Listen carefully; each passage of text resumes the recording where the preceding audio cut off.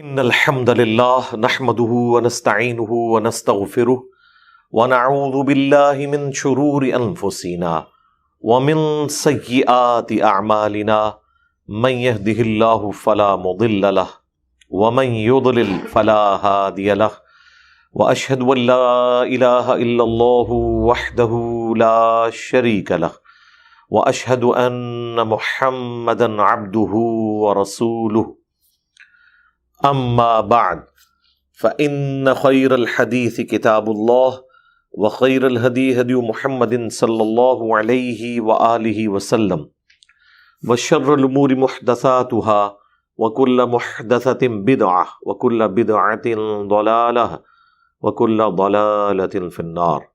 اعوذ بالله السميع العليم من الشيطان الرجيم من همزه ونفخه ونفثه. بسم الله الرحمن الرحيم. رب اشرح لي صدري ويسر لي امري واحلل عقدة من لساني يفقهوا قولي. بسم الله الرحمن الرحيم. ان الله وملائكته يصلون على النبي يا ايها الذين آمنوا صلوا عليه وسلموا تسليما. اللهم صل على محمد وعلى آل محمد كما صليت على إبراهيم وعلى آل إبراهيم إنك حميد مجيد. اللهم بارك على محمد وعلى آل محمد كما باركت على إبراهيم وعلى آل إبراهيم إنك حميد مجيد. اللهم ربنا آتنا في الدنيا حسنة وفي الآخرة حسنة وقنا عذاب النار. ربنا آتنا من لدنك رحمة وهيئ لنا من أمرنا رشدا. لا إله إلا أنت سبحانك إني كنت من الظالمين. حسبنا الله ونعم الوكيل. يا حي يا قيوم برحمتك أستغيث ولا حول ولا قوة إلا بالله العلي العظيم. آمین. الحمدللہ آج 11 دسمبر 2022 کو سنڈے کے دن ہماری یہ قرآن کلاس نمبر 137 کی اسٹوڈیو ریکارڈنگ ہونے جا رہی ہے. سورہ التوبہ کی آیت نمبر 43 سے آنورڈ انشاءاللہ سٹارٹ لیں گے آج. اعوذ باللہ من الشیطان الرجیم. عفا اللہ عنک. اے نبی اللہ آپ کو معاف کرے. لما اذنت لہم. آپ نے ان کو کیوں اجازت دے دی؟ یعنی جو منافقین آ کے جھوٹے بہانے کرتے تھے، کوئی کہہ رہا ہے میری بیوی بیمار ہے، کوئی کہہ رہا ہے کہ میرے ساتھ خود ایشو اٹیچ ہے بیماری کا جس کی وجہ سے میں اس قتال میں غزوہ تبوک میں آپ کے ساتھ نہیں جانا چاہتا. اب ظاہر ہے کہ کسی بھی سمجھدار لیڈر کو فوراً سمجھ آ جاتی ہے کہ یہ تو بہانے کر رہا ہے، اور نبی علیہ السلام کا تو اتنا ایکسپیرینس بھی ہو چکا تھا، آپ کو سمجھ تو آ جاتی تھی کہ یہ بہانے کر رہا ہے، لیکن آپ ظاہر کے اوپر فتویٰ لگاتے تھے، ان کا عذر قبول کر لیتے تھے. لیکن اللہ تعالیٰ نے فرمایا کہ آپ کو ان کا عذر قبول نہیں کرنا چاہیے تھا، تاکہ پتہ چل جائے کہ کون نعرے مارنے والا مسلمان ہے اور کون پریکٹیکل واقعی اس طریقے پہ چلنے والا ہے. اللہ کو تو پہلے ہی پتا تھا، باقی لوگوں کو بھی پتا چل جائے. لما اذنت لهم حتى يتبين لك الذين صدقوا. آپ نے کیوں انہیں اجازت دے دی یہاں تک کہ پتہ چل جاتا ہے، آپ کے سامنے یہ چیز ظاہر ہو جاتی کہ کون ہے جو سچے ہیں اپنے دعووں میں. وتعلم الكاذبين. اور آپ جان لیتے کہ کون ہے جھوٹے جو صرف زبانی کلامی نعرہ بازی کر سکتے ہیں. لا يستأذنك الذين يؤمنون بالله. جو لوگ واقعی اللہ پر ایمان لانے والے ہیں وہ تو کبھی اجازت نہیں مانگیں گے. والیوم الآخر. اور جو آخرت پر ایمان رکھتے ہیں. ان یجاہدوا باموالہم وانفسہم. کہ وہ جہاد نہ کریں اپنی جان کے ذریعے اور مال کے ذریعے اللہ کی راہ میں. واللہ علیم بالمتقین. اور اللہ تعالی ڈر کی روش اختیار کرنے والوں کو، تقوی اختیار کرنے والوں کو خوب جانتا ہے. اس میں یہ بھی کلیئر ہو گیا کہ یہ اللہ تعالیٰ انہیں ایکسپوز کرنا چاہتا تھا، نبی علیہ السلام ان کے صحابہ کے سامنے. باقی اللہ کو تو پتہ ہے کہ کون بے ایمان ہے، کون جھوٹا ہے، کون سچا ہے. آخرت کا دن بھی اللہ نے اسی لیے رکھا ہوا ہے، ادروائز آخرت کے دن کی ضرورت کوئی نہیں تھی. جو شخص مر گیا اللہ کو تو پتہ ہے کہ اس نے کون سی چیز غلط کی کون سی ٹھیک کی، وہ اس کے مطابق فیصلہ کرتے، لیکن اللہ کی صفت عدل یہ ہے کہ وہ پورا ایک مقدمہ قائم کرتا ہے، اس کے بعد چیزیں اسٹیبلش کرنے کے بعد اپنا فیصلہ سناتا ہے۔ دنیا میں بھی ایسا ہی ہے۔ تو نبی علیہ السلام کو کہا جا رہا ہے کہ آپ کو ان کو نہیں چھوڑنا چاہیے تھا، یہ ایکسپوز ہو جاتے ہیں، اور ایک دنیا میں ایکسپوز کرنے کا طریقہ بھی بتا دیا گیا کہ دیکھ لیں جو ایمان والے لوگ ہیں نا وہ تو کبھی بھی اجازت نہیں طلب کریں گے، وہ تو اپنی آخرت کی ہمیشہ کی کامیابیوں کا ذریعہ اس غزوہ تبوک کو سمجھ رہے ہیں کہ ہم مر کے اللہ کے حضور پیش ہوں گے۔ وہی سیدنا حسین ابن علی کا قول رضی اللہ تعالی عنہما وعلیہم السلام کہ اگر زندگی کا انجام موت ہے تو شہادت سے بیسٹ آپشن کوئی نہیں ہے۔ ہر شخص نے دنیا سے جانا ہے، تو کیوں ایئر کریش میں مرے کوئی، کیوں مرے روڈ ایکسیڈنٹ میں؟ اللہ کی راہ میں قتال اور جہاد کے ذریعے اپنی زندگی اللہ کے سپرد کر دیں، اس سے بیسٹ کوئی آپشن نہیں ہو سکتا۔ تو یہ بتایا جا رہا ہے کہ ان کی فیس ریڈنگ بھی پلس ان کے اعمال بتا رہے ہوں گے کون مخلص ہے دین کے ساتھ۔ تو اللہ تعالیٰ جو تقوی کی روش اختیار کرنے والے لوگ ہیں انہیں خوب جانتا ہے۔ ابھی تو آگے یہ مضمون مزید کھلے گا اور اس کانٹیکسٹ میں انشاءاللہ بخاری مسلم کی وہ ڈیٹیلڈ حدیث بھی آئے گی، کعب بن مالک کی توبہ کا جو واقعہ ہے جس کی وجہ سے سورہ کا نام التوبہ ہے۔ اس میں وہ صحابی کہتے ہیں کہ ہزاروں لوگ تھے، نبی الاسلام کے سامنے بہانے کرنے والے بھی تھے، اپنے نام لکھوانے والے بھی تھے، تو اللہ کے نبی علیہ السلام کو نہیں پتہ چلتا تھا کہ کون جا رہا ہے کون نہیں جا رہا، یہاں تک کہ وحی کے ذریعے نہ بتا دیا جائے۔ اگر بندے ہی 40-50 ہوں پھر تو بندہ پوچھ لیتا ہے کہ ہاں جی فلاں بندہ نظر نہیں آ رہا، فلاں کدھر ہے فلاں کدھر ہے۔ جہاں 30,000 کا لشکر ہے ساتھ جانے والا اور باقی لوگ بھی موجود ہیں، ان میں یعنی یہ چیز معلوم نہیں پڑتی تھی تا وقت کہ اللہ نہ بتا دے۔ اور یہاں پر بھی اللہ تعالیٰ فرما رہا ہے کہ اللہ کو تو علم ہے، لیکن آپ کے سامنے وہ لوگ اس وقت آئیں گے جب وہ ایکسپوز ہو جائیں گے۔ علم غیب کا عقیدہ بھی یہاں پہ کلیئر ہو رہا ہے، اور یہ شرم کا مقام ہے کہ یہ بات اب مسلمان کو اس میں سے یہ بھی بتانی پڑ رہی ہے، کیونکہ جب آپ عقیدے اس قسم کے بنا لیں گے تو پھر تو ہمیں یہ اس لیول پہ اتر کے بات بتانی پڑے گی۔ انما یستأذنک الذین لا یؤمنون باللہ والیوم الآخر، اجازت تو صرف آپ سے وہی لوگ مانگ رہے ہیں، رخصت تو آپ سے صرف وہی لوگ مانگ رہے ہیں جہاد سے بچنے کے لیے جو در حقیقت اللہ پر اور آخرت کے دن کے اوپر ایمان نہیں رکھتے۔ دیکھ لیں جی اللہ تعالیٰ کا تو فتویٰ بالکل کلیئر کٹ ہے، حالانکہ وہ سارے نمازیں پڑھنے والے تھے، اللہ کے ماننے والے، اس کے نبی کے ماننے والے، لیکن اللہ تعالیٰ فرما رہے ہیں کہ یہ تو نہ اللہ پر ایمان رکھتے ہیں نہ یوم آخرت پر، یعنی یہ پاکستان کے شناختی کارڈ میں مسلمان ہے۔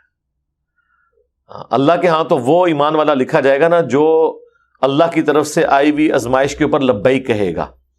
تو اللہ تعالیٰ کا تو فتویٰ بالکل واضح ہے کہ یہ نہ اللہ کے ماننے والے ہیں نہ یوم آخرت کے ماننے والے ہیں۔ وَارْتَابَتْ قُلُوبُهُمْ، اور ان کے دل تو شک میں مبتلا ہیں، فَهُمْ فِي رَيْبِهِمْ يَتَرَدَّدُونَ، تو وہ اپنے شک میں ڈاواں ڈول ہیں۔ یعنی اگر ان کا ایمان واقعی ہوتا یا ایمان کے اندر کوئی جان ہوتی، کنوکشن ہوتی، تو یہ حرکت نہ کرتے۔ وَلَوْ أَرَادُوا الْخُرُوجَ لَأَعَدُّوا لَهُ، اور اگر انہوں نے ارادہ کیا ہوتا آپ کے ساتھ جہاد پر نکلنے کا تو یقیناً انہوں نے تیاری بھی کی ہوتی، یعنی وہ حالات نظر آ رہے ہوتے، لیکن ایسے نہیں ہے۔ لَأَعَدُّوا لَهُ عُدَّةً، کچھ نہ کچھ سامان تو انہوں نے تیار کیا ہوتا۔ وَلَٰكِن كَرِهَ اللَّهُ بِعَاثَهُمْ، لیکن اللہ ہی نے ناپسند کیا اس چیز کو کہ یہ آپ کے ساتھ شامل ہو سکے۔ فَثَبَّطَهُمْ، تو اللہ نے انہیں پست ہمت کر دیا۔ وَقِيلَ اقْعُدُوا مَعَ الْقَاعِدِينَ، اور اللہ کی طرف سے فیصلہ سنا دیا گیا کہ تم بھی بیٹھے ہوں میں شامل ہو جاؤ۔ اگر اللہ تعالیٰ ان کے اوپر خصوصی کرم فرماتا تو یہ بھی جہاد کے لیے کھڑے ہوتے۔ یہ جو بیٹھ گئے ہیں اور رائے حق سے بھاگ گئے ہیں، مشکل وقت آیا قتال کا، ثابت قدم نہیں رہے، تو اللہ ہی نے نہیں چاہا۔ اب یہ مسئلہ تقدیر بھی اس حوالے سے کلیئر ہو گیا کہ جو لوگ ارادہ رکھنے والے ہیں انہی کو توفیق الہی ملتی ہے، اور جو لوگ سچا ارادہ نہیں رکھتے، کوشش پٹ نہیں کرتے، پھر اللہ تعالیٰ انہیں توفیق بھی نہیں دیتا۔ یاد رکھیں یہ دونوں چیزیں پیرلل میں ہیں، آپ کا ارادہ اور اس ارادے کے اگینسٹ اللہ تعالیٰ کی تائید، پھر اینڈ رزلٹ آپ کو مل جائے گا۔ دونوں میں سے ایک بھی مسنگ لنک ہوا نا تو آپ کا مسئلہ حل نہیں ہونا۔ اگر آپ کا ارادہ ہے اور اللہ تعالیٰ کی مرضی شامل نہیں ہے تب بھی اینڈ رزلٹ زیرو ہے، اور آپ کا ارادہ نہیں ہے تو اللہ کی مرضی تو شامل ہوگی ہی نہیں، سیدھی سی بات ہے۔ پہلے کیس میں تو پھر ہو سکتا ہے اگر آپ کا ارادہ ہے تو یقیناً اللہ تعالیٰ آپ کی مدد فرمائے گا، لیکن کبھی کبھار کوئی آزمائش کے طور پر یا اللہ تبارک و تعالیٰ کی حکمت کے طور پر آپ کے ساتھ کوئی ایسے حالات و واقعات بن سکتے ہیں۔ تو اللہ تعالیٰ فرما رہا ہے کہ ہم نے ہی ناپسند کیا ہے کہ جائیں ہی نہ، یہ الٹا لائبلٹی آپ کے لیے بننے تھے۔ وہ آگے آئے گا کہ ان کی کیا حالت تھی، واقعی وہ تو ایک قسم کی مصیبت ہی تھے جو ساتھ لے کے جانا، جس کو کہتے ہیں نگ لے کے جانا۔ بعض اوقات آپ سفر کے اوپر ایسے لوگوں کو بھی لے جاتے ہیں کہ سفر آپ کا دشوار ہو جاتا ہے، بجائے وہ آپ کی ڈھارس بنے، آپ دشمنوں سے کیا مقابلہ کریں گے، ان مصیبت ماروں کو بھی آپ کو سنبھالنا پڑتا ہے، ٹھیک ہے۔ اور خصوصاً جب آپ سچائی کے لیے آواز بلند کر رہے ہوتے ہیں نا، تو آپ نے یہ چیز دیکھنی ہے کہ کون ہے جو دلیری کے ساتھ دعوت حق کو لے کے چلنے والا ہے، اسی کو اپنے ساتھ رکھیں۔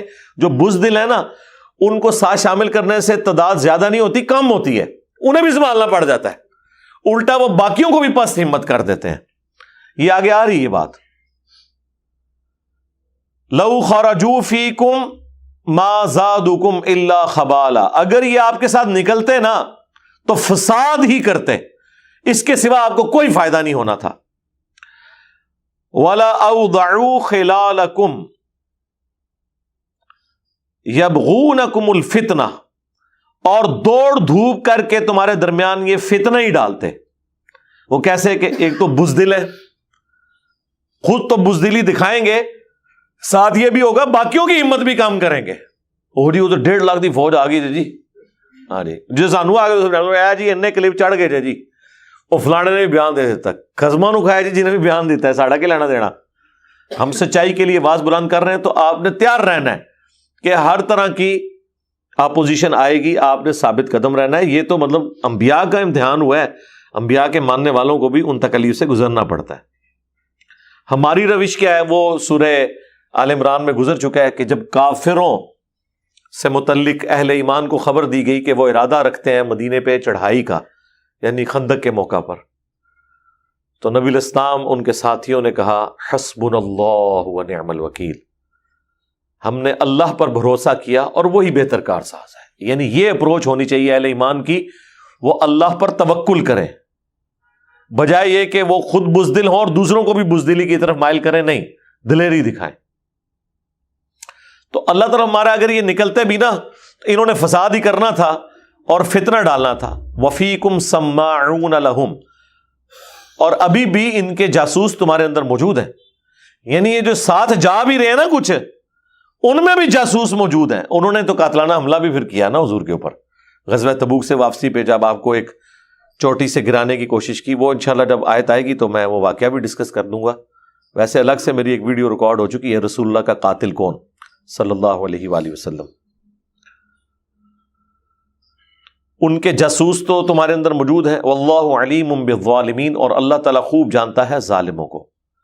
لقد ابتغوا الفتنة من قبل، اور اے نبی وہ اس سے پہلے بھی فتنہ انگیزی کرتے رہے ہیں۔ وقلبوا لک الامور، اور معاملات کو الٹ پلٹ کرنے کی کوشش کرتے رہے ہیں۔ کوششیں تو ساری کی ہیں نا، دیکھیں غزوہ خندق کے موقع پر یہ اندر ہی سے تو بھونکے مار مار کے کافروں کو انہوں نے سپورٹ کا یقین دلایا کہ تم چڑھائی کرو، ہم تمہارا ساتھ دیں گے۔ عین موقع پہ اس وقت روب کھا گئے، اللہ تعالیٰ کی طرف سے غیبی تائید آ گئی نبی اسلام کے لیے، ورنہ اندر سے تو انہوں نے خیانت کی کمٹمنٹ کی ہوئی تھی۔ لیکن بہرحال بزدل تو بزدل ہوتا ہے، نہ دشمن کے کام آتا ہے نہ آپ کے کام آتا ہے، یعنی مخالفت میں بھی یوز کوئی نہیں ہوتا۔ ظاہر ہے کہ جان کا خطرہ تو لاحق تھا، اور وہی اللہ نے ذکر کیا کہ ان لوگوں نے کوشش تو بڑی کی الٹ پلٹ کرنے کی، حتی جاء الحق، یہاں تک کہ حق آ گیا، وظہر امر اللہ، اور اللہ تعالیٰ کا امر غالب ہو گیا۔ آپ کو اللہ تعالیٰ نے فتح دے دی، اس کی وجہ سے ان کے فتنے دبے کے دبے رہ گئے، یعنی اللہ کی غیبی مدد تھی جس کی وجہ سے یہ لوگ اپنی اس اسکیم کے اندر کامیاب نہیں ہو سکے۔ وہم کارہون، لیکن ناخوش تو یہ ہیں، اندر کی وہ جو ایک غلاظت ہے، اندر کی جو نفرت ہے، دشمنی ہے، وہ ختم نہیں ہوئی بھی۔ وَمِنْهُمْ مَن يَقُولُ، اور ان میں ایسے بھی ہیں جو آ کے کہتے ہیں، اب دیکھیں کیسے یعنی خبیث قسم کے لوگ تھے کہ رسول اللہ سے آ کے کس لیول کی گفتگو کر رہے ہیں۔ مَن يَقُولُ ذَلِّي وَلَا تَفْتِنِّي، وہ کہتے تھے یا رسول اللہ ہمیں تو آپ اجازت ہی دے دیں اور فتنے میں نہ ڈالیں، یعنی آپ کا ہم انکار تو کر نہیں سکتے، یعنی جس طرح دنیا میں ہوتا ہے کہ تسی کہہ رہے ہوتے پھر ٹور پینے لیکن مہربانی کرو سانو نہ ہی ازماؤ، تو بہتر ہے کہ آپ ہمیں اجازت ہی دے دیں اور فتنے میں مبتلا نہ کریں۔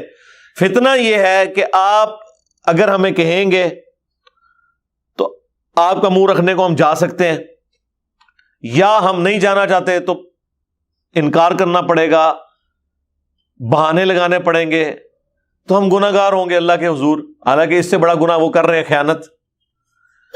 اور بعض لوگوں نے تو یہاں تک بھی کہا، انہوں نے کہا یا رسول اللہ آپ کو پتہ ہی ہے کہ یہ عورتیں تو فتنہ ہے، شام کی عورتیں بڑی خوبصورت ہیں، ہو سکتا ہے ہم کسی اور طرف نہ مائل ہو جائیں، بہانے بنانے نا جو مرضی بناؤ، ٹھیک ہے نا، جا رہے پیغمبر کے ساتھ ہیں اور حرکتیں دیکھیں، تو یا رسول اللہ آپ ہمیں تو اجازت دے دیں، فتنے میں نہ ڈالیں۔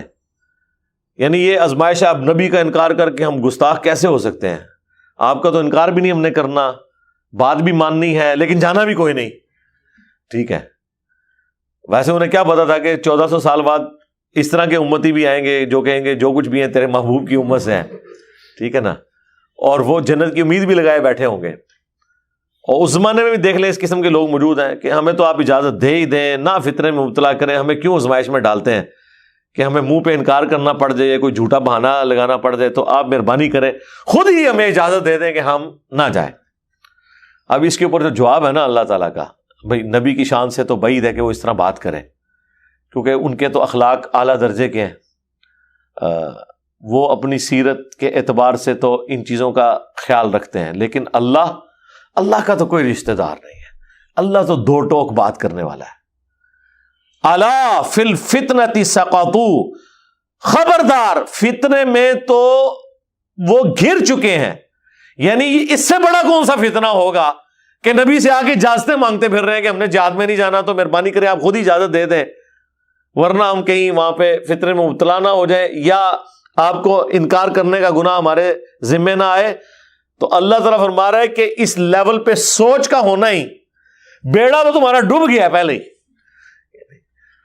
مطلب وہ جہاد پہ جانا ہے یا نہیں جانا وہ تو چھوڑ دو، پہلے ہی تھوڑا بیم مارا گیا، آگے کیا کرنا ہے؟ کفر تو کر چکے، جو آپ کے ساتھ کام ڈلنا تھا وہ ڈل چکا، کہ آپ کا ایمان اس لیول کا تھا کہ آپ اس قسم کی گفتگو کر رہے ہو، تو فتنہ تو وہاں جانے سے ہونا تھا یا نہیں ہونا تھا، ادھر ہی اس آزمائش کے اندر تم ناکام ہو گئے۔ وَإِنَّ جَهَنَّمَ لَمُحِيطَةٌ بِالْكَافِرِينَ، اور بے شک جہنم گھیرے ہوئے ہے کافروں کو۔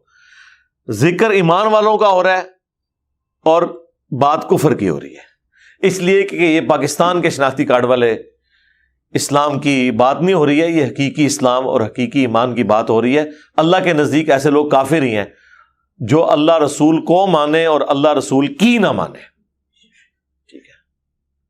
اللہ اکبر، اللہم لا تجعلنا منہم، رضیت باللہ ربا وبالاسلام دینا وبمحمد نبیا۔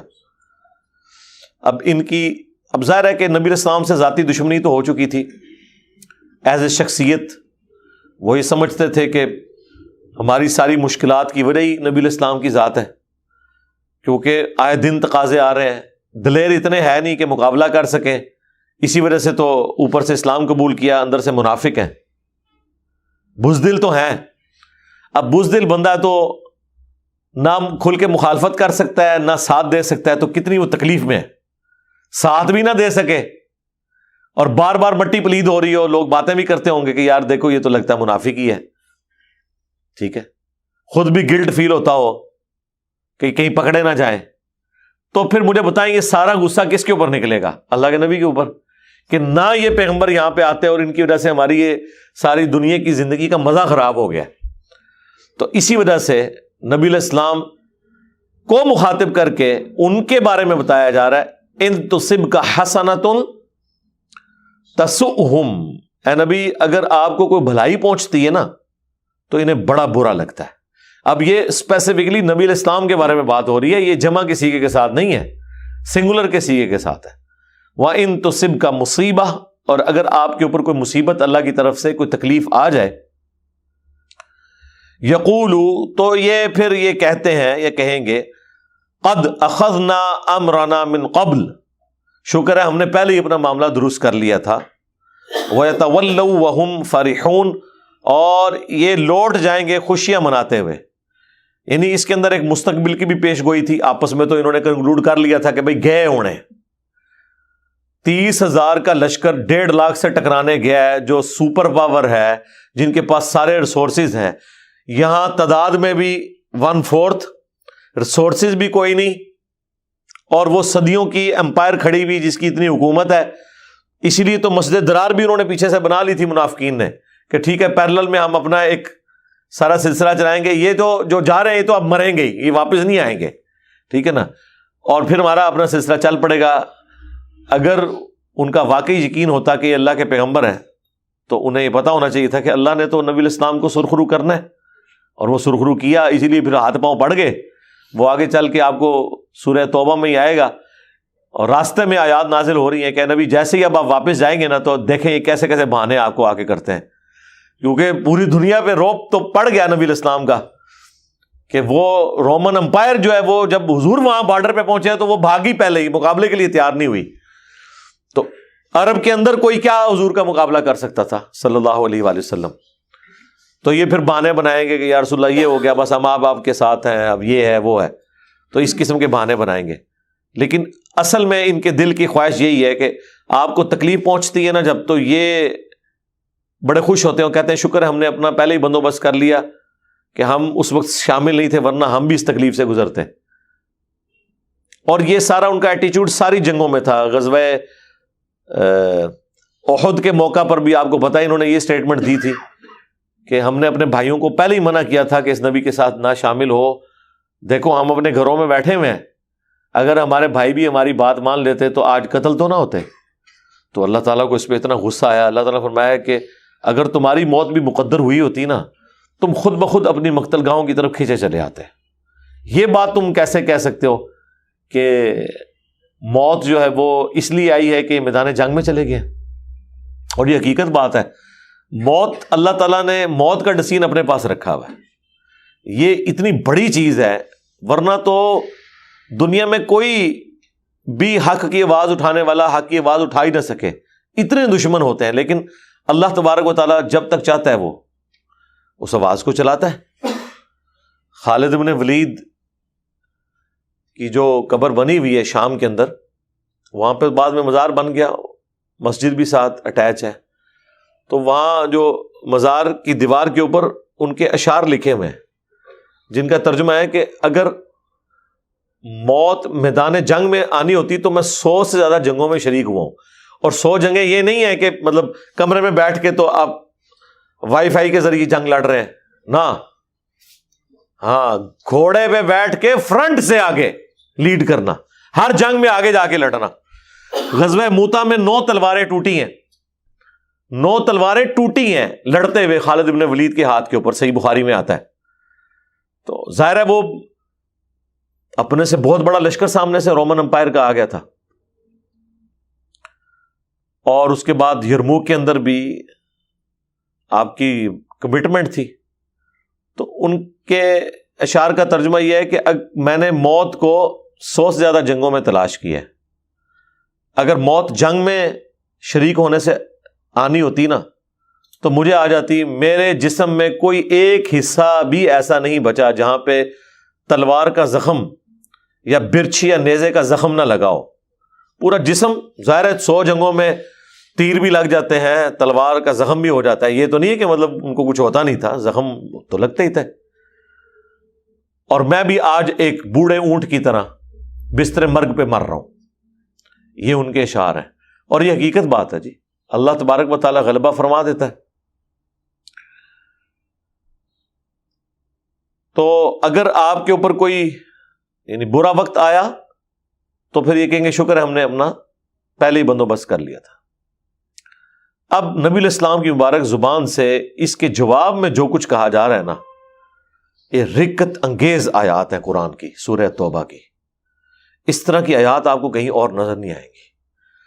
قُلْ لَن يُصِيبَنَا إِلَّا مَا كَتَبَ اللَّهُ لَنَا، اے نبی ان سے فرما دو ہمیں کوئی مصیبت نہیں پہنچ سکتی سوائے اس کے جو اللہ نے ہماری مقدر کر دی ہے۔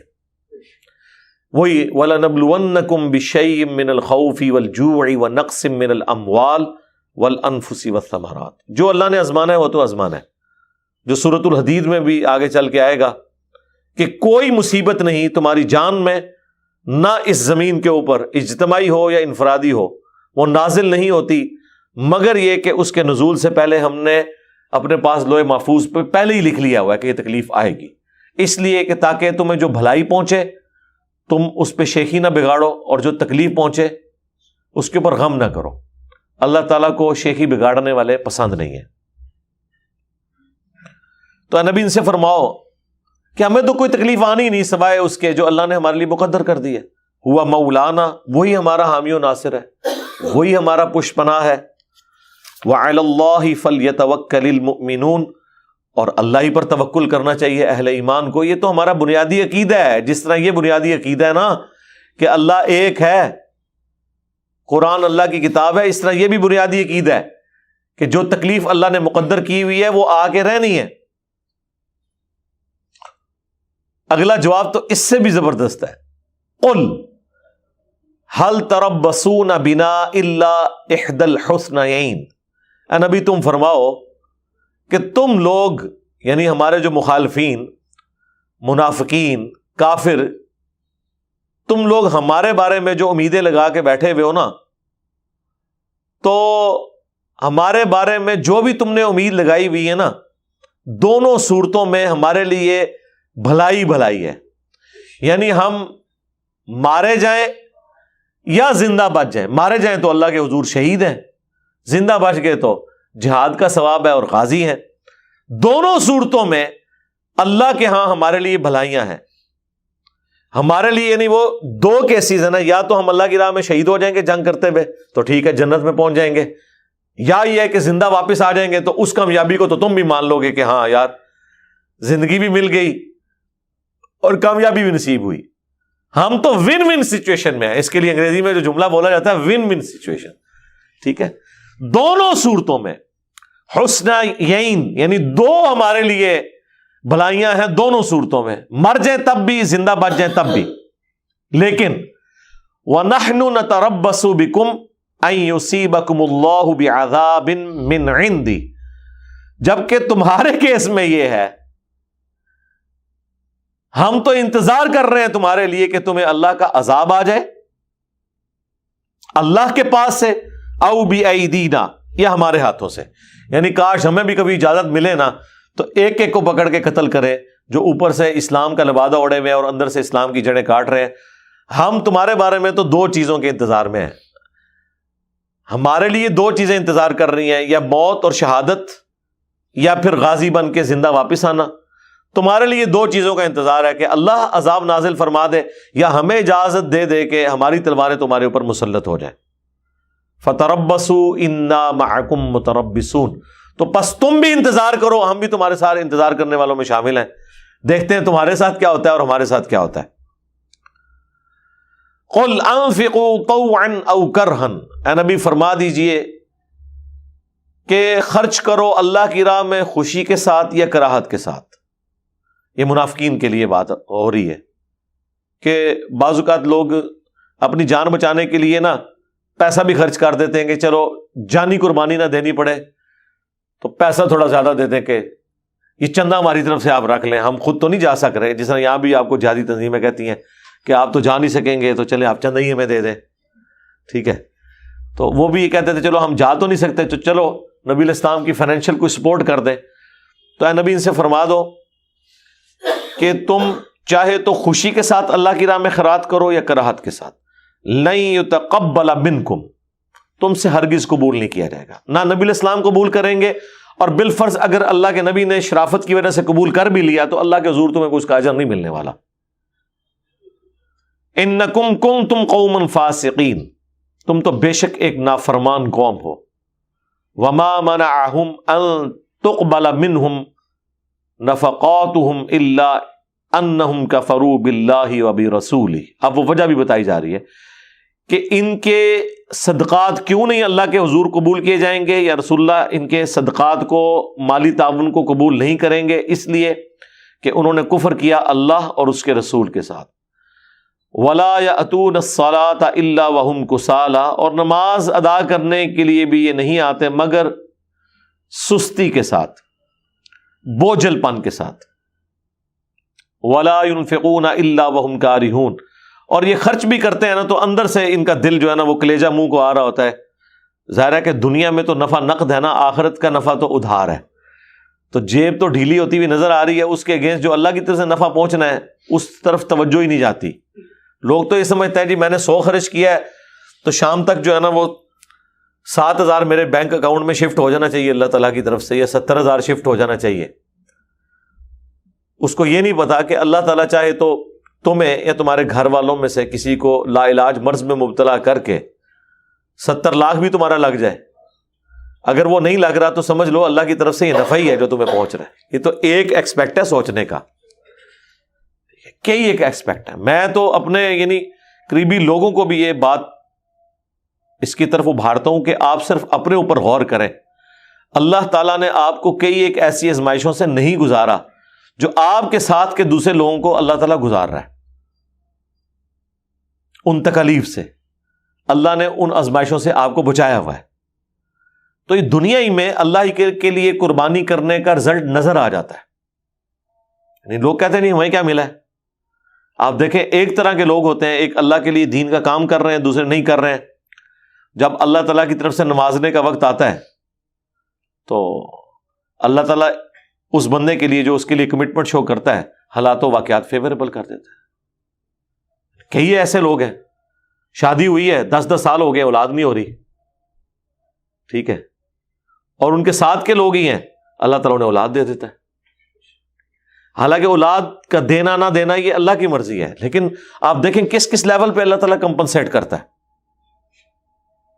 میرے پاس ادھر ایک بھائی آئے تو 12 سال ہو گئے ان کی شادی کو، کہتے ہیں جی اولاد نہیں ہو رہی، دعا کریں. دعا تو ہم ساروں کے لیے کر کے سوتے ہیں، ان کے لیے بھی کر دی، اللہ تعالیٰ نے ماشاءاللہ ان کو اولاد بھی دے دی. تو میں نے ان کا یار یہ میری دعا کی برکت نہیں ہے. آپ دیکھیں آپ اس عرصے میں اللہ کے دین کے ساتھ اٹیچ ہوئے ہو، اللہ نے آپ کو چن لیا ہے، آپ کو اللہ تعالیٰ نے آپ کی خواہش پوری کر دی. ابھی تو کئی ایسی چیزیں جو آپ کیٹر فور بھی نہیں کر سکتے، جو اللہ تعالیٰ خود بخود معاملات سیدھے آپ کے لیے کرتا چلا جاتا ہے، حالات و واقعات فیوریبل کرتا چلا جاتا ہے. اگر کہیں کوئی ہرڈل بھی آ جاتی ہے وہ ہرڈل آپ کے لیے بہتر ہو رہی ہوتی ہے. مستقبل میں آپ کو پتا چلے گا کہ یہ جو شر تھا اس کے اندر کتنا بڑا خیر چھپا ہوا تھا، وہ اللہ کو پتا ہے. اور اللہ تعالیٰ نے سورۃ البقرہ میں فرمایا نا کہ بعض اوقات کسی چیز سے کراہت تم فیل کر رہے ہوتے ہو، اس کے اندر تمہارے لیے خیر چھپا ہوتا ہے، اور بعض اوقات کسی چیز کی تم تمنا کر رہے ہوتے ہو اس کے اندر شر چھپا ہوتا ہے. اللہ جانتا ہے، تم نہیں جانتے. تو اللہ تبارک و تعالیٰ اہل ایمان کو دنیا اور آخرت میں حسنہ ضرور دیتا ہے. تو یہ اللہ کی راہ میں خرچ بھی کرتے ہیں نا تو ناخوشی کے ساتھ. سورہ النساء میں گزر چکا ہے کہ یہ نماز پڑھ بھی لینا تو اس میں ذکر بڑا تھوڑا کرتے ہیں. یہ منافقین کی نشانی ہے، کمٹمنٹ نہیں ہے نا. اور آپ یہاں پہ جو مسلمان ہیں ان کی بھی یہی حالت ہے. ایک تو عقیدے کا منافق ہے نا، وہ تو آج ہم کسی کو نہیں کہہ سکتے، ظاہر ہے وہی کی تائید نہیں حاصل، ہو سکتا ہے کہ وہ منافق نہ ہو. ایک عمل کا منافق ہے، وہ ہر شخص اپنے آپ کو ضرور چیک کر سکتا ہے. جو بخاری مسلم میں حدیث ہے منافق کی 4 نشانیاں ہیں. بات کرے گا تو جھوٹ بولے گا، وعدہ کرے گا تو وعدہ خلافی کرے گا، اسی طریقے سے امانت میں خیانت کرے گا، اور کبھی جھگڑا ہوگا تو گالی گلوچ پہ اتر آئے گا. تو میرا خیال ہے پوری پاکستانی قوم چیک کر لے اپنے آپ کو کہ عملاً منافق ہے کہ نہیں ہے. اس کے علاوہ بھی ایک ٹیسٹ ہے، کئی ایک ٹیسٹ، ان میں سے نماز بہت بڑا ٹیسٹ ہے. اگر کوئی شخص نماز اس طرح پڑھ رہا ہے کہ جلدی جلدی مک جائے تو سمجھ لے یہ منافقوں والی اپروچ ہے. عقیدے میں بے شک مسلمان ہے لیکن وہ نماز منافقین والی پڑھ رہا ہے کیونکہ بوجھل دل کے ساتھ کھڑا ہوا ہے. جو اس نیت سے کھڑا ہے کہ بس میں جلدی نماز پڑھ کے فارغ ہو جاؤں, تو سمجھ لے کہ وہ نماز کے ساتھ شغف نہیں رکھتا. اور جو اس نیت کے ساتھ کھڑا ہے کہ میں نماز سکون سے پڑھوں اور اپنی نیچرل پیس میں جتنا اس نے ٹائم لینا ہے وہ لے, اور اپنے ٹائم پہ جب ختم ہوگی تو کیا کرنا ہے گھر جا کے بھی کسی نے, ٹھیک ہے. مطلب مسجد میں 5 منٹ میں زور اثر کی نماز پڑھا دیتے ہیں ہمارے حنفی امام, اس کے بعد 10 منٹ بیٹھ کے 15 منٹ بیٹھ کے غیبتیں لوگوں کی کر رہے ہوتے ہیں. وہ یار تم 12-13 منٹ کی نماز پڑھا دیتے زور کی, نماز بھی سنت کے مطابق ادا ہوتی, ذکر بھی اس میں پورا ہوتا, نظر آتا کہ نماز ہے. تو سورۃ النساء میں گزر چکا ہے کہ نماز میں ذکر بھی کریں گے تو بہت تھوڑا, اور یہاں آیا کہ نماز پڑھیں گے تو سستی کے ساتھ, کجروی کے ساتھ, بس جان چھوٹ جائے کسی طریقے سے. فلا تعجبک اموالہم ولا اولادہم, تو اے نبی علیہ السلام آپ کو ان کا مال اور اولاد تعجب میں نہ ڈال دے کہ اگر یہ اللہ کے دشمن ہے تو اللہ نے اتنا مال کیوں دیا ہوا ہے, اتنے بیٹے کیوں دیے ہوئے ہیں, خوشحالی کیوں ان کے اندر نظر آ رہی ہے. انما یرید اللہ لیعذبہم بہا فی الحیات الدنیا, اللہ تو یہ چاہتا ہے کہ اسی مال اسی اولاد کے ذریعے دنیا کی زندگی میں انہیں عذاب دے, یعنی یہ مال اور اولاد ان کے لیے عذاب بن جائے. تو یہ سرکار آپ نے دنیا میں ہوتے دیکھا نہیں ہے, جس اولاد کے لیے حلال اور حرام کی تمیز لوگ گوا دیتے ہیں, اینڈ پہ بستر مرگ پہ وہ اولاد انگوٹھے لگوا رہی ہوتی ہے اسٹامپ پیپر کے اوپر جائیداد پہ قبضہ کرنے کے لیے. اور کئی لوگ اس حال میں مرتے ہیں کہ تیسرے چوتھے دن جب ہمسایوں کو بدبو آتی ہے تو پتہ چلتا ہے کہ اولاد تو باہر سیٹل ہوئی تھی, یہاں بوڑھے ماں باپ کو چھوڑ گئی تھی اور دیکھ بھال کرنے والا کوئی نہیں تھا, اور لاش میں تعفن پڑا تو پتا چلا یہ 3 دن پہلے ڈیتھ ہو چکی ہوئی ہے. تو اللہ تعالیٰ فرما رہے ہیں ہم اسی مال اور اولاد کو ذریعہ بنائیں گے اس دنیا کی زندگی میں عذاب دینے کا. وَتَزْهَقَ أَنفُسُهُمْ وَهُمْ كَافِرُونَ, اور ان کا سانس اس حال میں نکلے گا یہ کفر کی موت ہی مریں گے. یہ اس زمانے میں بھی یونیورسل ٹروتھ تھا, آج بھی موجود ہے. یہ چیز دیکھ لیں. وہ مجھے یاد آیا, ہمارے ایک آفس کے کولیگ ہیں, تو وہ ان کے محلے میں ایک بھائی گورنمنٹ جاب سے ریٹائر ہوئے, تو وہ بتانے لگے کہ میں نے پوری زندگی کبھی کوئی حرام کا ایک لقمہ بھی اپنی اولاد کو نہیں کھلایا, اور بڑی کس پرسی کے ساتھ زندگی گزاری, بڑی مشکل سے میں نے اپنے بچے پڑھائے.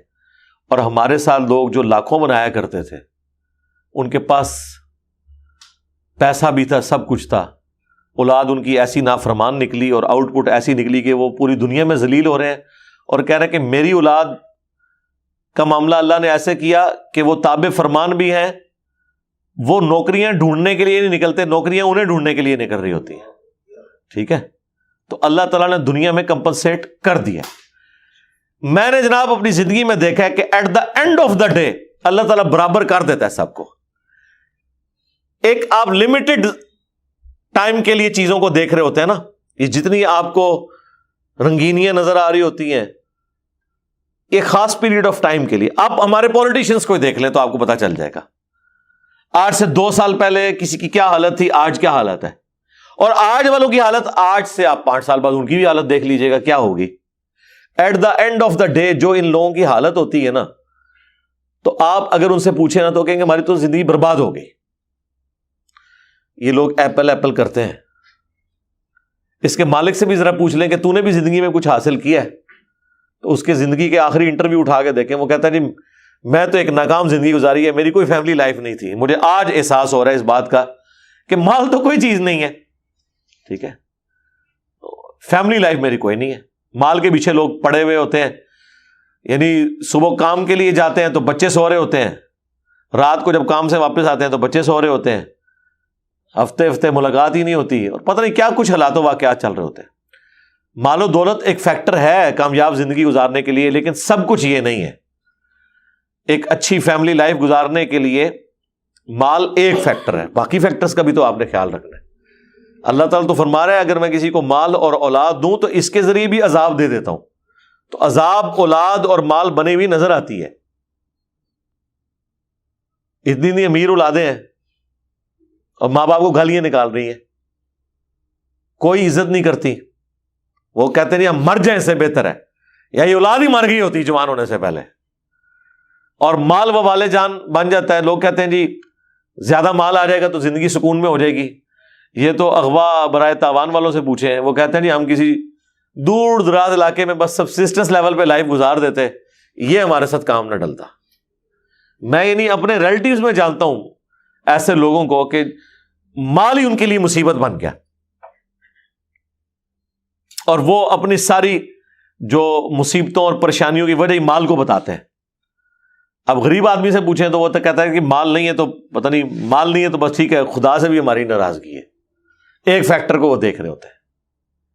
اللہ تعالیٰ ہمارا ہے، ہم تو چاہتے ہیں اس دنیا کی زندگی میں اسی مال اور اولاد کے ذریعے انہیں عذاب دیں اور ان کا سانس اس حال میں نکلے کہ یہ کفر کی موت مرے. وَيَحْلِفُونَ بِاللَّهِ إِنَّهُمْ لَمِنْكُمْ، اور ویسے ہی آپ کو ملیں گے تو قسمیں اٹھا اٹھا کر کہیں گے اللہ کی کہ ہم تم میں سے ہیں. وَمَا هُمْ مِنْكُمْ، اور یہ تم میں سے نہیں ہیں. وَلَكِنَّهُمْ قَوْمٌ يَفْرَقُونَ، بلکہ یہ تو ایسی قوم ہے جو ڈر رہے ہیں، ڈرتے رہتے ہیں آپ کے روب کی وجہ سے. چونکہ مسلمانوں کو غلبہ حاصل ہو گیا، اس کی وجہ سے کہہ رہے ہیں آج کافروں کا پلڑا بھاری ہو گیا تو یہ اس طرف ہو جائیں گے. لَوْ يَجِدُونَ مَلْجَأً أَوْ مَغَارَاتٍ، اگر آج انہیں کوئی پناہ گاہ مل جائے یا کوئی غار مل جائے، او مدخلا، یا کوئی بیٹھنے کی جگہ مل جائے، لَوَلَّوْا إِلَيْهِ وَهُمْ يَجْمَعُونَ، تو وہ منہ پھیر لیں گے اور اس طرف سے منہ زوری کرتے ہوئے آپ سے جان چھڑا کے کوئی اور الٹرنیٹو انہیں مل گیا تو وہاں چلے جائیں گے. یہ صرف مفادات کے لیے آپ کے ساتھ اٹیچ ہے. جس طرح آج بھی آپ دیکھ رہے ہیں کہ کئی جو پولیٹیشینز ہیں ان کے ساتھ ان کے جو لوگ اٹیچ ہیں وہ مفادات کے لیے ہوتے ہیں. جیسے کہیں اور سے بیسٹ آفر ہوتی ہے وہ وہاں چلے جاتے ہیں. وہی پولیٹیکل لیڈر جس کے لیے وہ خود بھی گالیاں کھا رہے ہوتے ہیں اور اس لیڈر کی گندی باتوں کا دفاع کر رہے ہوتے ہیں، کچھ عرصے بعد وہ اسی کو گالیاں نکال رہے ہوتے ہیں مفادات کی خاطر. اب وہ آیت آ گئی ہے شعراء فاق آیت جس میں وہ ذوالخویسرہ التمیمی گستاخ رسول کا ذکر آ رہا ہے. وَمِنْهُمْ مَنْ يَلْمِزُكَ فِي الصَّدَقَاتِ، اور ان میں سے ایسے بھی ہیں جو صدقات کے معاملے میں آپ پر تان کرتے ہیں. اس کانٹیکسٹ میں وہ مشہور حدیث جو بخاری اور مسلم دونوں کے اندر موجود ہے، ذوالخویسرہ التمیمی والی، جو نبی علیہ السلام کی بارگاہ میں ایک گھنی داڑھی والا شخص کھڑا ہوا، آدھی پنڈلی تک جس کی تہمت تھی اور آنکھیں دھسی ہوئی تھیں، جو اعلیٰ حضرت کے بقول ایک وہابی کھڑا ہوا اور اس نے کہا کہ اتق اللہ یا محمد، اے محمد اللہ سے ڈر اور انصاف کر. تو نبی علیہ السلام کو جلال آیا، آپ نے فرمایا کہ اگر میں انصاف کرنے والا نہیں تو کون ہے؟ اور وہ نبی علیہ السلام ظاہر ہے مؤلفۃ القلوب جو ہوتے تھے انہیں زیادہ نواز دیتے تھے مال غنیمت میں سے، تو اس چیز کے اوپر وہ تان کرتے تھے. حالانکہ نبی علیہ السلام کو اختیار دیا گیا تھا کہ جس طریقے سے آپ چاہیں بیت المال میں تصرف فرما سکتے ہیں. اپنی ذات کے لیے نہیں کرتے تھے، حضور لوگوں کو دیتے تھے تالیف قلب کے لیے. تو وہ تان کرنا شروع ہو گیا. تو نبی علیہ السلام نے اس کی حالت دیکھی تو حضرت خالد بن ولید، حضرت عمر فاروق رضی اللہ تعالیٰ عنہ اور بعض صاحب نے کہا یا رسول اللہ اجازت دیں اس کو ہم قتل کرتے ہیں. تو آپ نے فرمایا چھوڑ دو، لوگ کہیں گے کہ محمد اپنے اصحاب کو قتل کرواتا ہے. اس کی نسلوں میں بھی لوگ پیدا ہوں گے خارجی جو دین سے اس طرح نکل جائیں گے جس طرح تیر اپنے شکار میں سے آر پار ہو جاتا ہے اور اس کے ساتھ خون بھی نہیں لگا ہوتا. جب ایک طرف سے شکار میں انٹر ہو کے دوسری طرف سے باہر نکلے گا تو اس کے ساتھ خون بھی نہیں لگا ہوگا. اس طرح یہ دین میں سے نکل جائیں گے، یعنی دین کا کوئی اثر بھی ان کے اوپر باقی نہیں رہے گا کہ کچھ عرصہ انہوں نے دین میں گزارا ہے. اور اگر میں اپنے زمانے میں انہیں پاتا تو قوم عاد کی طرح انہیں قتل کرواتا. اور اس حدیث کا اینڈ ابو سعید خدری کے ان الفاظ پہ ہوتا ہے کہ یہ وہی لوگ تھے جنہیں ہم نے نہروان کے مقام پر مولا علی علیہ السلام کے ساتھ مل کر قتل کیا تھا، یعنی وہ خوارج تھے. اور بخاری مسلم میں موجود ہے کہ نبی علیہ السلام نے فرمایا کہ اس مخلوق کے بہترین لوگ ہیں جو انہیں قتل کریں گے. اور بخاری مسلم میں آیا کہ ان کی نشانی ہوگی یہ سر مڑائیں گے، اور ان میں ایک شخص ایسا ہوگا کہ جس کا ایک بازو نہیں ہوگا بلکہ اس کی جگہ گوشت کا ایک لوتھڑا لٹک رہا ہوگا۔ اور جب سیدنا علی رضی اللہ تعالیٰ عنہ نے قتال کے بعد ان کی لاشیں ایک کنویں میں ڈھیر لگایا گیا تو سیدنا علی نے، بخاری مسلم میں آتا ہے کہ اپنے ساتھیوں سے فرمایا کہ ذرا وہ لاش تلاش کرو اس شخص کی جس کے ایک بازو کی جگہ وہ گوشت کا لوتھڑا لٹک رہا تھا۔ تو ساتھیوں نے تلاش کی، لاش نہیں ملی، پھر مولا علی خود چلے گئے، بخاری مسلم کے الفاظ ہیں، انہوں نے لاشیں ادھر ادھر کروائی تو سب سے نیچے اس کی لاش ملی۔ تو صحابہ کرام نے پھر نعرہ لگایا صدق رسول اللہ، رسول اللہ نے سچ فرمایا تھا۔ اس وقت جا کے نا جو تھوڑے کمزور دل لوگ تھے انہیں یقین آیا کہ حضرت علی نے جو قتال کیا ہے وہ سچا کیا ہے۔ پہلے لوگ ڈاواں ڈول تھے کہ یار اتنی لمبی نمازیں پڑھنے والے لوگ ہیں، لمبی داڑھیوں والے ہیں، ہمارے ساتھی ہیں، ہماری محبت میں ہمارے خلاف ہوئے کہ معاویہ کے ساتھ تحکیم کا ایشو کیوں کیا، رضی اللہ تعالیٰ عنہ، ہم تو نام ظاہر ہے احترام سے ہی لیں گے۔ تو اب ہمارے ہاتھوں قتل ہوئے ہیں، اس پہ میری تفصیلی ویڈیو بھی آ چکی ہے، تحکیم کے مسئلے پہ، خوارج کے اوپر بھی۔ نبی الاسلام نے فرمایا تھا قرآن کثرت سے پڑھیں گے لیکن حلق سے نیچے نہیں اترے گا، یعنی مراد یہ کہ قرآن پڑھیں گے اس کے مفہوم پہ عمل نہیں کریں گے۔ اس کا یہ مطلب نہیں کہ درس قرآن دینے والا خارجی ہو گیا۔ تو یہ جو ذوالخویسرہ تمیمی تھا، بنو تمیم سے تعلق رکھتا تھا، اور اب یعنی آپ سمجھ لیں کہ اہل حدیث کی بدقسمتی سمجھ لیں کہ دو بڑے جو ان کے بڑے ہیں وہ بھی بنو تمیم سے ہی تعلق رکھتے ہیں، ابن تیمیہ التمیمی اور محمد بن عبد الوہاب التمیمی۔ اسی وجہ سے جو بریلوی حضرات ہیں وہ کہتے ہیں یہ خوارج کی نسل میں سے ہیں، ان کے بزرگان دین، وہ ان کو خارجی کہتے ہیں، اور وہ کہتے ہیں کہ یہ تو اس قابل ہیں کہ انہیں چن چن کے قتل کروایا جائے، جس طرح حضور نے کہا تھا میں قوم عاد کی طرح قتل کرتا، حالانکہ وہ خارجی تو وہ تھے جو حضرت علی کے خلاف کھڑے ہوئے۔ اور دوسری طرف بخاری مسلم میں حدیث ہے، حضرت ابو ہریرہ کہتے ہیں جس دن سے میں نے رسول اللہ سے یہ بات سنی ہے کہ بنو تمیم جو ہے یہ میری امت میں سب سے سخت قبیلہ ہوگا دجال کے خلاف، تو میں بنو تمیم سے محبت کرتا ہوں۔ یعنی ایک طرف بنو تمیم جو ہیں وہ گمراہی کے پیشوا بھی ہیں اور دوسری طرف اسلام کی دعوت لے کے چلنے والے بھی ہیں، حتیٰ کہ جنگ قادسیہ میں بنو تمیم کے لوگوں ہی نے پرشین امپائر کے ہاتھی گرائے تھے کیونکہ یہ بڑے بہادر جنگجو لوگ تھے، اور نبی اسلام فرمایا کہ میری امت میں بنو تمیم دجال پہ سب سے زیادہ سخت ہوں گے۔ اور حضرت ابو ہریرہ کہتے ہیں اس دن سے میں بنو تمیم سے، اس قبیلے سے محبت کرتا ہوں۔ اچھا، یہ قبیلہ آج بھی موجود ہے عرب کا، یعنی جن قبیلوں کا ذکر ہے وہ آج تک اسٹیبلش ہے۔ بنو امیہ ختم ہو چکے جی سرکار دنیا سے، ہاں یہ اللہ کا وعدہ پورا ہو گیا، ان شانئک ھو الابتر۔ دنیا میں اس وقت کوئی عرب قبیلہ نہیں جو اپنے آپ کو بنو امیہ کہتا ہو، حالانکہ 800 سال تک اسپین میں بنو امیہ نے حکومت کی ہے، عموی حکومت تھی 800 سال تک، لیکن آج دیکھ لیں کوئی نہیں کہتا کہ میں، باقی جتنے آپ کو یہ ملتے ہیں نا قبیلے، بنو ہاشم تو پوری دنیا میں ختم ہی نہیں ہوتے، ٹھیک ہے، ہر جگہ شاہ جی پھیلے ہوئے ہیں، ٹھیک ہے۔ اور بنو تیم موجود ہیں، حضرت ابوبکر صدیق رضی اللہ تعالیٰ عنہ کا جو قبیلہ تھا، بنو عدی حضرت عمر کا قبیلہ آج بھی موجود ہے، بنو تمیم موجود ہے، اور بنو ہاشم تو ہر جگہ آپ کو بہاریں نظر آ رہی ہیں اور کام ہی کوئی نہیں ان کو، ماشاءاللہ۔ آپ دیکھیں کثرت اولاد بھی ہوتی ہے ماشاءاللہ، حضور کی دعائیں ہیں، انا اعطیناک الکوثر، خیر کثیر اللہ تعالیٰ نے عطا فرمائی ہے اولاد کی شکل میں بھی اور ہر اعتبار سے۔ تو وہ بنو تمیم کی وجہ سے نا وہ نفرت کرتے ہیں۔ اس سے یہ بھی پتہ چلا کہ کوئی خاندان اگر برائی کا پیشوا بنا ہوا ہے اور اسی خاندان میں کچھ لوگ ہیں جو دین کے لیے کام کر رہے ہیں تو اللہ تعالیٰ کو اس سے کوئی غرض نہیں ہے۔ اب یہاں پہ وہ خبیث غلام القادیانی دجال، وہ مغل تھا، مرزا فیملی سے تعلق رکھتا تھا۔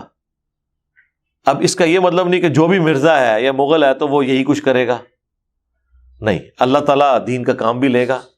ہمیں تو چھوڑ دیں، فتاوی عالمگیری جو دیوبندیوں اور بریلویوں کے لیے سب سے بڑا ایک سمجھ لیں سہارا ہے پلانٹ ارتھ پہ، وہ ایک مغل بادشاہ فتاوی عالمگیری اس نے لکھوایا ہے، اورنگزیب عالمگیر نے، جو کہتے ہیں نہیں بڑا درویش حکمران تھا۔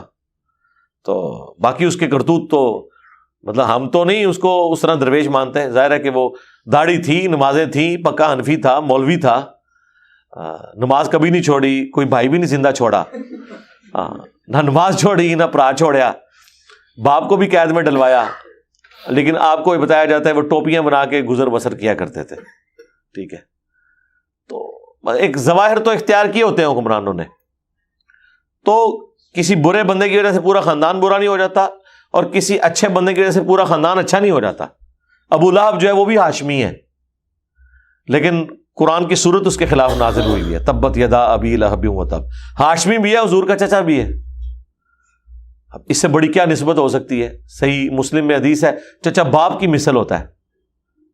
نبی الاسلام نے حضرت عباس کے بارے میں یہ ورڈک دی تھی کہ چچا باپ کی مثل ہوتا ہے، یعنی حضرت عباس کو حضور کہتے تھے میری باپ کی جگہ ہے، میرا چچا ہے. تو دوسری طرف وہ چچا اور نبی الاسلام کا سب سے بڑا دشمن. تو اس سے کوئی فرق نہیں پڑتا کہ کون کس خاندان میں ہے. تو ذوالخویسرہ التمیمی کے بارے میں وہ حدیث آج تک جی وہ فٹ ہو رہی ہے اہل حدیث کے اوپر. اور بلکہ وہ کل میں نے ایک کلپ دیکھا ایک مولوی انڈیا کا، تو اس نے تو نام ہی رکھ دیا، کہتا ہے وہ ایک بازو والا کھڑا ہوا، یعنی وہ اس کے ساتھ کسی نے کاؤنٹر کوشچن کیے کسی اہل حدیث نے کھڑے ہو گئے نا، تو وہ اس کی بات سناتے ہوئے نا اس کو کہہ رہا ہے بازو والا بازو والا. اب عام بندے کو تو سمجھ نہیں آ رہی ہے بازو والا کون ہے.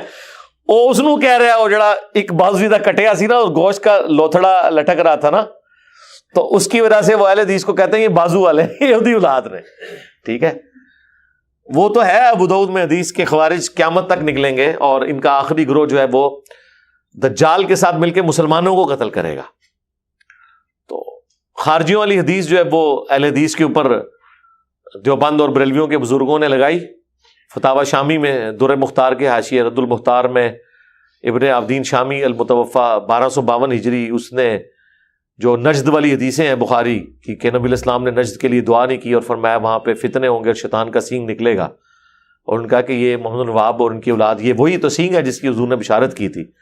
حالانکہ یہ حدیث تو نبی الاسلام کی ابن عابدین شامی کی پیدائش سے بھی 1200 سال پہلے کی تھی، اور محدثین اس کی شرح میں حدیثیں لکھتے آئے ہیں کہ یہ خوارج وہ تھے جو حضرت علی کے دور میں نکلے.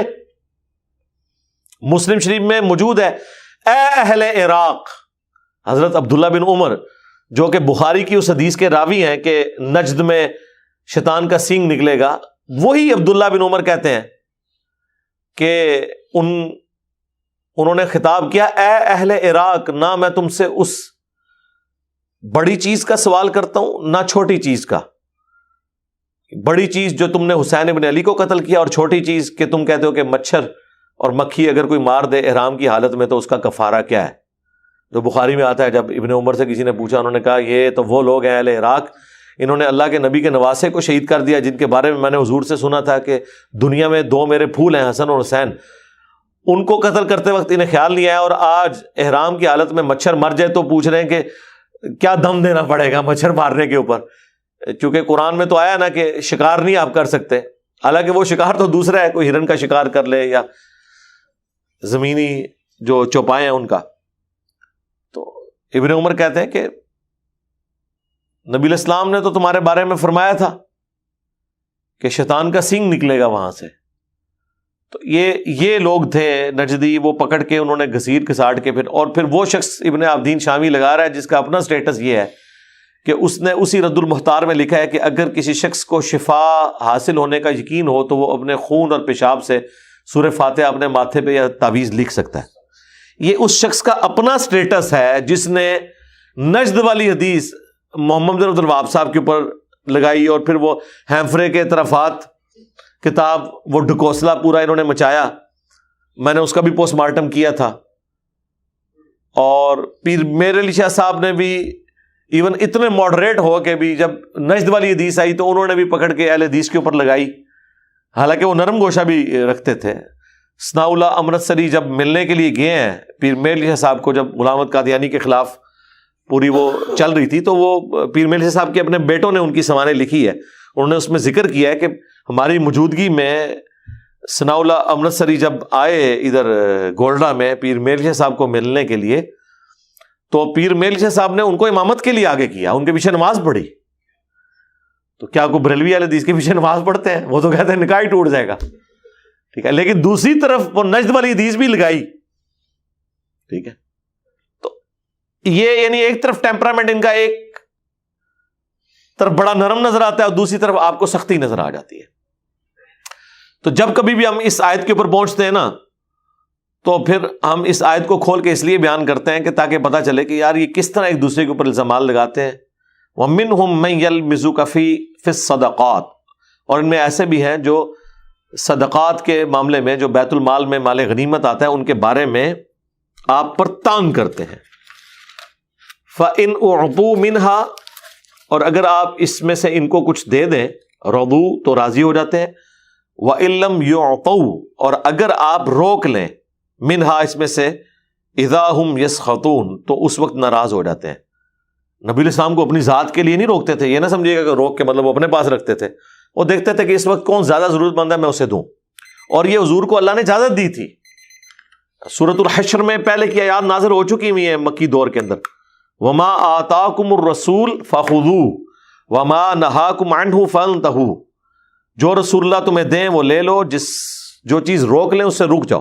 مال غنیمت کے بارے میں آیات نازل ہوئی تھی. ویسے تو جنرل بھی ہیں وہ کہ نبی اسلام جو دین بھی دیں گے وہ آپ نے لینا ہے، اور جس چیز سے آپ منع فرما دیں گے آپ نے رکنا ہے. لیکن سورۃ الحشر میں یہ باقاعدہ مال غنیمت کے بارے میں آیات آئی تھی، مال فے کے بارے میں اسپیسیفکلی، کہ جنگ میں جو کافروں کا مال ہاتھ لگتا ہے وہ رسول اللہ کی مرضی، جسے چاہے دیں جس سے چاہے روک لیں، کیونکہ وہ انصاف کرنے والے ہیں، اللہ تعالیٰ کی پیغمبر ہے.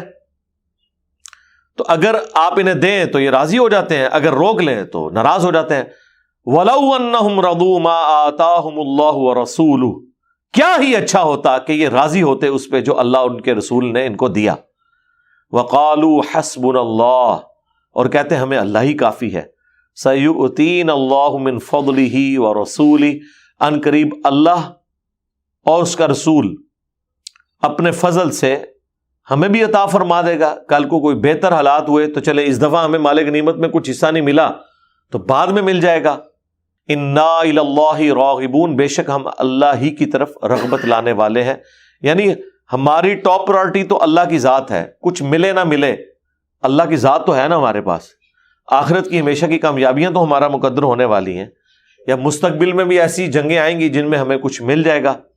تو یہ اس کے اوپر راضی ہوتے جو اللہ اس کا رسول اپنے فضل سے انہیں دے رہے ہیں.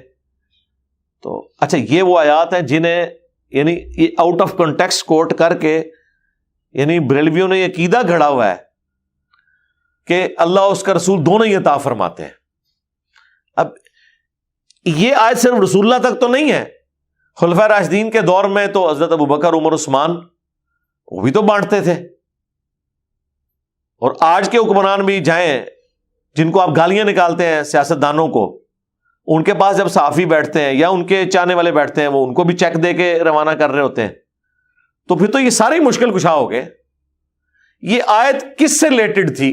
اللہ اس کا رسول عنقریب غنی کر دیں گے، جو اللہ تعالیٰ مال غنیمت میں اپنے نبی کو دے گا اور رسول اللہ اسے تقسیم کریں گے.